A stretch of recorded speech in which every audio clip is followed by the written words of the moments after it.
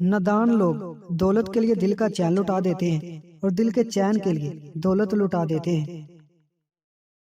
آخری زمانے کے لوگ بھیڑیے ہوں گے اور حکمران درندے، درمیانی طبقہ کھا پی کر مست رہنے والے، اور فقیر نادر بالکل مردہ۔ سچائی دب جائے گی، جھوٹ ابھر آئے گا، محبت صرف زبانوں تک محدود رہ جائے گی، اور لوگ دلوں میں ایک دوسرے سے کشیدہ رہیں گے۔ آفت و پاک دامنی نرالی سمجھی جائے گی، اور اسلام کا لباس پوستین کی طرح الٹا اوڑا جائے گا۔ مجھے اس شخص پر تعجب ہوتا ہے جو روز دیکھتا ہے کہ اس کی عمر اور سانس کم ہو رہی ہے اور وہ موت کے لیے تیاری نہیں کرتا۔ دل میں برائی رکھنے سے بہتر ہے ناراضگی ظاہر کر دو۔ ایک دفعہ مولا علی کہیں بیٹھے ہوئے تھے۔ ایک صحابی مولا کے پاس آیا اور عرض کیا، مولا میں نے سنا ہے آپ کی جو تلوار ہے ذوالفقار، یہ پہاڑ کو بھی چیر دیتی ہے، کیا یہ بات صحیح ہے؟ حضرت علی نے فرمایا، ہاں صحیح سنا ہے۔ اس نے کہا، آپ اپنی تلوار دیں گے؟ میں آزما کر دیکھنا چاہتا ہوں۔ آپ نے اسے اپنی تلوار دی۔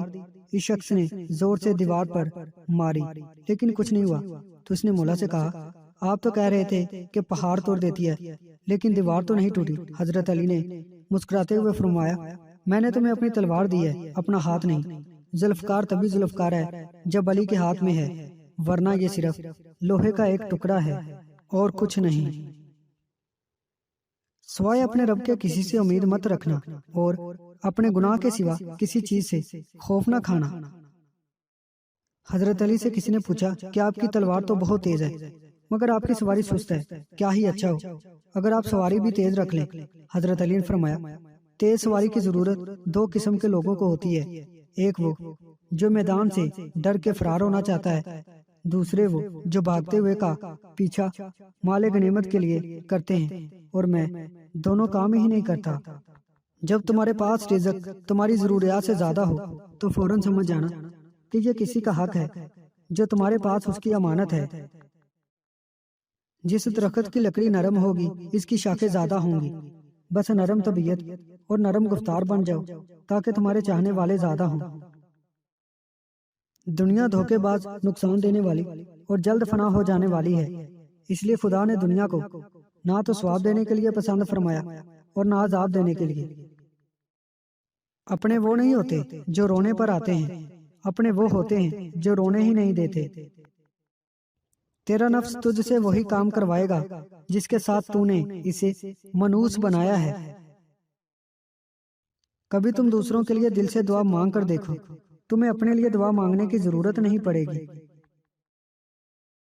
حضرت علی سے کسی نے پوچھا، میں بہت کوشش کرتا ہوں کہ صبح نماز پڑھوں مگر اٹھا نہیں جاتا۔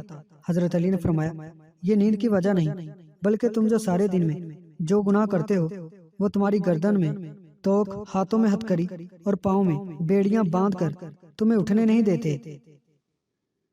ہمیں چاہیے کہ اپنی ہر چیز دوست کے لیے قربان کر دیں، پر کسی چیز کے لیے اپنے دوست کو قربان نہیں کرنا۔ میل محبت پیدا کرنا عقل کا نصفی حصہ ہے۔ جس کو تم چاہو اس کو کبھی آزمانا مت، کیونکہ اگر وہ بے وفا نکلا تو دل تمہارا ہی ٹوٹے گا۔ کسی کا ظرف دیکھنا ہو تو اسے عزت دو، فطرت دیکھنا ہو تو اسے آزادی دو، نیت دیکھنی ہو تو اسے قرض دو، خصلت دیکھنی ہو تو اس کے ساتھ کھانا کھاؤ، صبر دیکھنا ہو تو اس پر تنقید کر کے دیکھ لو، خلوص دیکھنا ہو تو اس سے مشورہ کر لو۔